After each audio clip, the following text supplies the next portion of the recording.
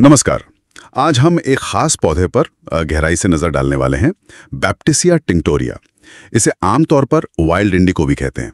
हाँ, ये लिम्फेटिक परिवार का पौधा है और हमारे पास जो जानकारी है वो एक होम्योपैथिक दस्तावेज से है, जो इस दवा के गुणों के बारे में काफी विस्तार से बताता है। तो आज हमारा मकसद है कि इस स्रोत के आधार पर बैप्टिसिया की मुख्य पहचान क्या है, इसके लक्षण कैसे होते हैं और इसका इस्तेमाल कहाँ-कहाँ होता है, ये समझे। और सच कहूं तो इसमें कुछ बातें तो वाकई बहुत ही अजीब हैं। एक मानसिक लक्षण ऐसा है कि मरीज को लगता है जैसे उसका शरीर बिस्तर पर फैला पड़ा है, वो उसे समेट नहीं पा रहा। कमाल है। खैर, चलिए खोलते हैं इसे परत दर परत। तो स्रोत शुरू करता है एक दिलचस्प बात से।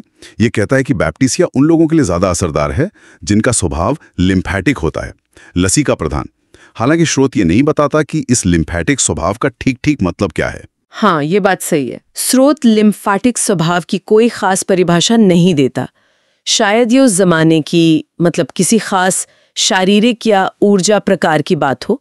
पर हाँ, जो जरूरी बात है वो ये कि स्रोत इसे फौरन एक मुख्य लक्षण से जोड़ता है, और वो है अत्यधिक कमजोरी, एकदम शिथिल पड़ जाना, जिसे अंग्रेजी में फ्रस्ट्रेशन कहते हैं। अच्छा। तो ऐसा लगता है कि स्रोत के हिसाब से ये स्वभाव शायद इस तरह की गहरी थकावट और ऊर्जा की कमी की तरफ इशारा करता है, जो कि बैप्टिसिया की पूरी तस्वीर का एक, आप कह सकती हैं, सेंट्रल पॉइंट है। ये दिलचस्प है कि कैसे एक थोड़ी अस्पष्ट सी बात को फौरन एक बहुत ठोस शारीरिक स्थिति प्रोस्ट्रेशन से जोड़ दिया। अच्छा, अब अगर हम मानसिक स्थिति पर आएं तो यहाँ भी स्रोत एक बड़ी साफ तस्वीर खींचता है।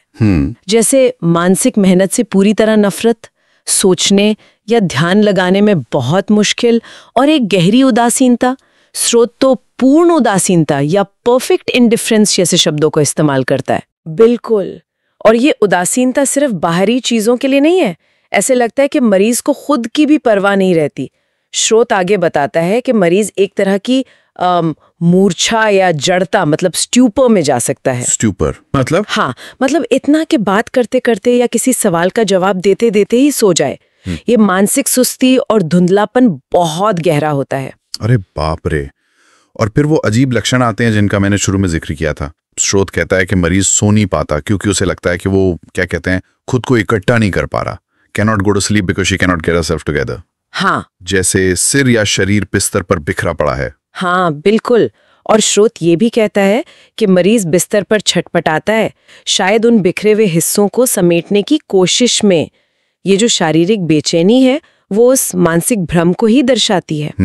और एक और अनोखा भ्रम जिसका जिक्र है वो है कि मरीज को लगता है कि वो एक नहीं बल्कि 3 व्यक्ति हैं, और वो उन तीनों को बिस्तर पर ठीक से ढक नहीं पा रहा। 3 व्यक्ति? ये तो वाकई बहुत ही अजीब है। स्रोत के हिसाब से ये क्या दिखाता है? क्या ये चेतना पूरी तरह बिखर गई है? यहाँ आकर्षक बात यही है, स्रोत सिर्फ लक्षण नहीं गिना रहा, ये एक पैटर्न की तरफ इशारा कर रहे हैं। चेतना का गहरा विघटन, रियलिटी से कनेक्शन टूट रहा है।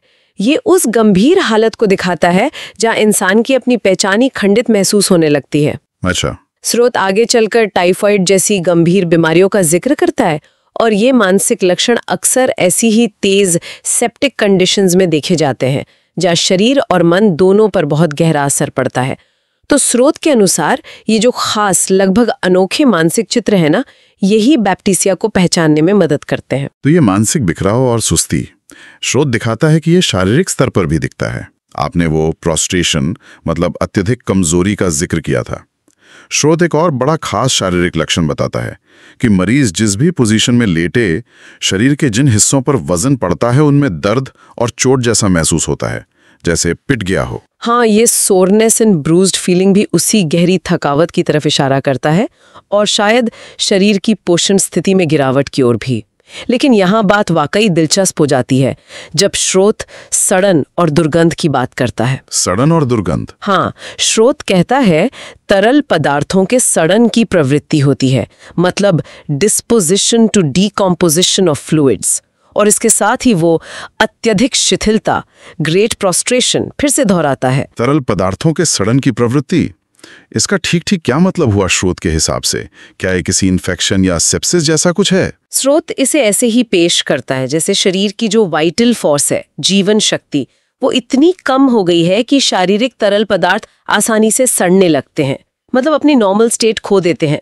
और इसका सबसे बड़ा सबूत क्या है कि शरीर से निकलने वाले सारे स्राव, सांस, पसीना, मल, मूत्र, यहाँ तक कि अल्सर से निकलने वाला पस भी बहुत ज्यादा बदबूदार हो जाते हैं। सब कुछ? हाँ, सब कुछ। ये दुर्गंध इतनी तेज और फैली हुई होती है कि ये बैप्टिशिया की पहचान बन जाती है। स्रोत इस दुर्गंध की तुलना सोरिनम और पायरोजीनियम जैसी दवाओं से करता है। ये दवाएं भी होम्योपैथी में गंभीर सेप्टिक अवस्थाओं से जुड़ी मानी जाती हैं। तो हाँ, ये पूरी तस्वीर गहरी कमजोरी, मानसिक धुंधलापन और अब ये हर तरफ फैली दुर्गंध स्रोत के अनुसार एक तेज, शायद सेप्टिक, सड़नशील प्रक्रिया की ओर इशारा करती है, जिसका एक मुख्य उदाहरण टाइफॉइड बुखार बताया गया है। ये सार्वभौमिक दुर्गंध, ये तो वाकई एक बहुत स्ट्रॉन्ग पहचान लगती है, जैसा स्रोत बता रहा है। अच्छा, अब कुछ और खास शारीरिक लक्षणों पर आते हैं। स्रोत चेहरे का भी एक खास वर्णन देता है। कहता है कि चेहरा लाल, धुंधला सा, गहरा लाल होता है और उस पर एक, क्या कहते हैं, मूर्खतापूर्ण, नशे में धुत जैसा भाव होता है। Flushed, dusky, dark red with a stupid, besotted, drunken expression. स्रोत इसकी तुलना जेलसीमियम से करता है। ये तुलना क्यों? स्रोत यहाँ सीधे तौर पर तो कारण नहीं बताता, लेकिन देखिए, जेलसीमियम भी होम्योपैथी में अक्सर सुस्ती, भारीपन, उनींदेपन और मांसपेशियों की कमजोरी से जुड़ी स्थितियों में दी जाती है, खासकर बुखार में। तो शायद स्रोत चेहरे के इस भाव, बिसॉटेड, ड्रंकन एक्सप्रेशन और लाली के जरिए उसी तरह की गहरी सुस्ती और सोचने समझने की धीमी गति की ओर इशारा कर रहा है, जो दोनों दवाओं में देखी जा सकती है, खासकर तेज बुखार की हालत में। समझ गया। और जीभ के बारे में भी स्रोत काफी कुछ कहता है। ऐसा लगता है कि जीभ की हालत बीमारी के साथ बदलती जाती है। हाँ, बिल्कुल। स्रोत जीभ में एक तरह का क्रम बताता है। शुरू में जीभ पर सफेद परत होती है और किनारों पर लाल दाने दिखते हैं। फिर वो बीच में पीली भूरी हो जाती है और सूखी लगने लगती है। और बाद में जब हालत ज्यादा गंभीर होती है तो जीभ बहुत ज्यादा सूखी, फटी हुई, उसमें दरारें पड़ी हुई और यहाँ तक कि छालेदार हो जाती है। ये बदलती हुई तस्वीर भी स्रोत के अनुसार बीमारी की प्रगति और उसकी गंभीरता को दिखाती है। गले के लक्षण भी बड़े अजीब हैं। स्रोत कहता है कि मरीज ठोस खाना बिल्कुल नहीं निगल पाता, जरा सा भी सॉलिड फूड गले में अटक जाता है। Least solid food gags. वो सिर्फ लिक्विड पी सकता है, पर साथ में ये भी कहता है कि गले में दर्द नहीं होता, पेनलेस सोर थ्रोट। ये कैसे मुमकिन है? ये विरोधाभासी बैप्टिशिया की एक और खासियत है, जैसा स्रोत में बताया गया है। निगलने में बहुत ज्यादा मुश्किल, खासकर ठोस चीजों के लिए, लेकिन गले में दर्द का ना होना। स्रोत बताता है कि अगर गले को देखा जाए तो वो भयानक दिखता है। टॉन्सिल, सॉफ्ट पैलेट, यहाँ तक कि पैरोटिड ग्लैंड्स भी गहरे लाल रंग की और सूजी हुई होती हैं और उनसे सड़ांध वाली बदबूदार डिस्चार्ज निकलता है। बिना दर्द के इतना खराब गला? स्रोत इसकी तुलना किसी और दवा या स्थिति से करता है क्या? हाँ, करता है। स्रोत इस सड़ांध वाली हालत और दुर्गंध के संदर्भ में डिप्सीरिया से तुलना करता है, जो गले का एक गंभीर बैक्टीरियल इन्फेक्शन है और जो सिर्फ लिक्विड निगल पाने की मुश्किल है, उसकी तुलना बराइटा कार्बोनिका से की गई है, जो अक्सर गले की तकलीफों से जुड़ी दवा है। अच्छा। सिर्फ लिक्विड ही निगल सकता है, लेकिन फिर भी उनसे अरुचि हो सकती है। इसकी तुलना सिलेशिया से की गई है। तो ये पूरी पिक्चर, गंभीर रूप से खराब, बदबूदार लेकिन दर्द रहित गला, जहां सिर्फ लिक्विड पिया जा सकता है, स्रोत के अनुसार बैप्टिशिया की एक बहुत ही खास पहचान है। ये वाकई बहुत खास है। अच्छा, आप पाचन तंत्र पर आते हैं। क्या ये दुर्गंध वाला पैटर्न यहाँ भी चलता है? बिल्कुल। स्रोत खास तौर पर बूढ़े लोगों के पेचिश और बच्चों के दस्त, खासकर जब बहुत दुर्गंध युक्त हों, में इसके इस्तेमाल का जिक्र करता है। यहाँ फिर से वही ऑफेंसिव यानी दुर्गंधयुक्त शब्द आता है। मतलब स्टूल का रंग या कंसिस्टेंसी, चाहे जो भी हो, उसकी बदबू बहुत तेज होती है। स्रोत इस बदबूदार दस्त की तुलना कार्बोवेज, पोडोफाइलम और फिर से सोरिनम से करता है। ये सभी दवाएं होम्योपैथी में गंभीर पाचन गड़बड़ियों और अक्सर बदबूदार स्रावों से जुड़ी हैं। और बुखार के कॉन्टेक्स्ट में स्रोत टाइफॉइड में डिकोबिटस का जिक्र करता है। डिकोबिटस यानी बेड सोर या बिस्तर के घाव। इसका क्या महत्व है? डेक्यूबिटस का जिक्र फिर से उसी गंभीर शारीरिक हालत की तरफ इशारा करता है। बेड सोर तब बनते हैं जब मरीज बहुत ज्यादा कमजोर होता है, लंबे समय तक बिस्तर पर पड़ा रहता है और शरीर के टिश्यूज का पोषण ठीक से नहीं हो पाता। टाइफाइड जैसी गंभीर बीमारी में बेड सोर का बनना मरीज की अत्यधिक कमजोरी, संभावित सेप्सिस और शरीर की इम्यूनिटी में भारी गिरावट का संकेत है। अच्छा। स्रोत इसे आनिका, म्यूरिएटिकम एसिडम और पायरोजेनियम जैसी दवाओं से तुलना करता है। ये सभी दवाएं भी गंभीर कमजोरी, टिश्यू के टूटने और सेप्टिक अवस्थाओं से जुड़ी हैं। तो ये लक्षण बैप्टिशिया की उस पूरी तस्वीर को मुकम्मल करता है जिसे स्रोत एक गहरी सिस्टमिक बीमारी के रूप में पेश कर रहा है। तो हमने देखा कि स्रोत कैसे एक बड़ी कोहेरेंट तस्वीर बनाता है, मानसिक भ्रम, गहरी शारीरिक कमजोरी और हर तरफ दुर्गंध। स्रोत कुछ दवाओं का भी जिक्र करता है जिनसे बैप्टिशिया बुखार के शुरुआती दौर में मिलती जुलती हैं, जैसे आर्निका, आर्सेनिकम, ब्रायोनिया और जेलसीमियम।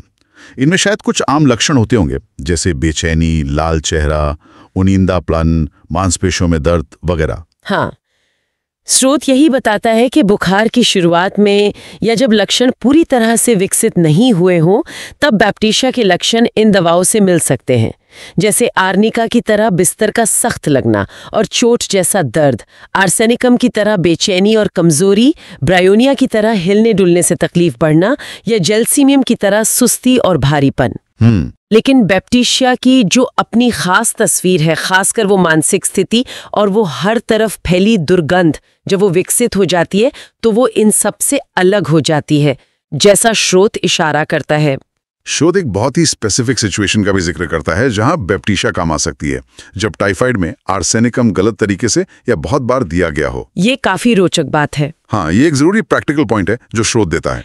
ये बताता है कि अगर आर्सेनिकम, जो टाइफाइड में इस्तेमाल होने वाली एक मुख्य दवा है, ठीक से काम नहीं कर रही है या उसके ज्यादा इस्तेमाल से हालत बिगड़ गई है, तो बैप्टिशिया के बारे में सोचा जा सकता है। शायद इसलिए क्योंकि बैप्टिशिया उस और ज्यादा गहरी सेप्टिक हालत को कवर करती है जो आर्सेनिकम के दायरे से बाहर हो सकती है। अच्छा। इसके अलावा स्रोत ये भी बताता है कि टाइफाइड में अगर ब्लीडिंग होने लगे तो बैप्टिशिया के बाद कौन सी दवाएं मदद कर सकती हैं, जैसे क्रोटिलिस हॉरिडिस, हिमामेलिस, नाइट्रिकम एसिडम और टेरेबिंथीना। अगर हम इसे बड़ी तस्वीर से जोड़ें तो ये क्या दिखाता है? क्या ये होम्योपैथिक प्रैक्टिस के तरीके के बारे में कुछ बताता है? ये दिखाता है कि इस पाठ के अनुसार होम्योपैथिक प्रैक्टिस में दवाओं का चुनाव एक डायनामिक प्रोसेस है। ये लक्षणों की बदलते पैटर्न पर निर्भर करता है। एक दवा दी जाती है, लक्षणों को देखा जाता है और अगर लक्षण बदलते हैं या कोई नई स्थिति पैदा होती है, जैसे ब्लीडिंग, तो उसके हिसाब से अगली दवा चुनी जाती है। ये दवाओं के बीच एक तरह का सीक्वेंस और इलाज के प्रति एक फ्लेक्सिबल अप्रोच को दिखाता है, जैसा कि इस स्रोत में बताया गया है। तो इस सब का मतलब क्या है? अगर हम स्रोत में बताई गई बैप्टिशिया की पूरी तस्वीर को समेटें तो मुख्य बातें क्या निकल कर आती हैं? मेरे ख्याल से स्रोत बैप्टिशिया को एक ऐसी दवा के रूप में पेश करता है जो तेज, गंभीर बीमारियों के लिए है, खासकर सेप्टिक या टाइफाइड जैसी हालतों के लिए। इसकी पहचान 3 मुख्य पिलर्स पर टिकी है। पहला, मानसिक स्तर पर गहरी सुस्ती, कंफ्यूजन, उदासीनता, यहां तक कि चेतना का बिखराव, जैसे वो बिखरा हुआ महसूस करना। दूसरा, शारीरिक स्तर पर अत्यधिक कमजोरी, प्रोस्ट्रेशन, मांसपेशियों में चोट जैसा दर्द और बेड सोर की टेंडेंसी। और तीसरा सार्वभौमिक दुर्गंध, शरीर के लगभग सभी स्रावों का बहुत ज्यादा बदबूदार होना, जो एक अंदरूनी सड़नशील प्रक्रिया का संकेत है। इनके साथ ही वो गले के खास लक्षण, दर्द रहित सड़ान और पाचन के लक्षण, बदबूदार दस्त भी इसकी पहचान में मदद करते हैं। ये वाकई एक बहुत ही विशिष्ट और गंभीर तस्वीर है।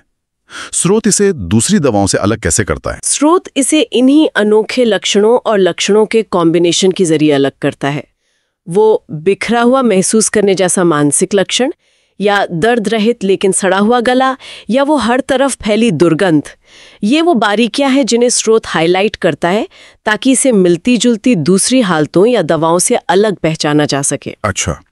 इस पाठ के अनुसार होम्योपैथी में सही दवा चुनने के लिए इन्हीं विशिष्ट, व्यक्तिगत और कभी-कभी अजीब लगने वाले लक्षणों का बहुत महत्व है। ये सिर्फ बुखार या कमजोरी नहीं है, बल्कि उस बुखार या कमजोरी का खास तरीका है जो मायने रखता है। तो ये थी बैप्टिशिया टिंक्टोरिया की प्रोफाइल पर हमारी गहन पड़ताल। जैसा कि हमारे स्रोत दस्तावेज में विस्तार से बताया गया है। हमने इसकी मुख्य विशेषताओं को समझने की कोशिश की, वो मानसिक जड़ता से लेकर शारीरिक शिथिलता और उस हर तरफ फैली दुर्गंध तक, जो स्रोत के मुताबिक इसकी पहचान है। श्रोताओं के लिए एक आखिरी विचार जो सीधे इसी स्रोत से निकलता है। ये दस्तावेज बैप्टिशिया के लिए बहुत ही स्पेसिफिक, लगभग विचित्र लगने वाले मानसिक और शारीरिक लक्षण बताता है, जैसे शरीर का बिखराव हुआ महसूस होना या 3 व्यक्ति होने का भ्रम। अब सवाल ये उठता है कि लक्षणों की जो अत्यधिक विशिष्टता है, ये जो बारीक ऑब्जर्वेशन पर जोर है, ये उस चिकित्सा प्रणाली होम्योपैथी, जैसा इस पाठ में वर्णित है, के बारे में क्या बताता है? सोचने वाली बात है। हाँ, ये सोचने पर मजबूर करता है कि कैसे किसी इंसान के इतने निजी सब्जेक्टिव अनुभवों को बीमारी के ऑब्जेक्टिव लक्षणों के तौर पर देखा और रिकॉर्ड किया गया, और कैसे उन्हें इलाज चुनने का आधार बनाया गया, जैसा कि ये स्रोत हमें दिखाता है।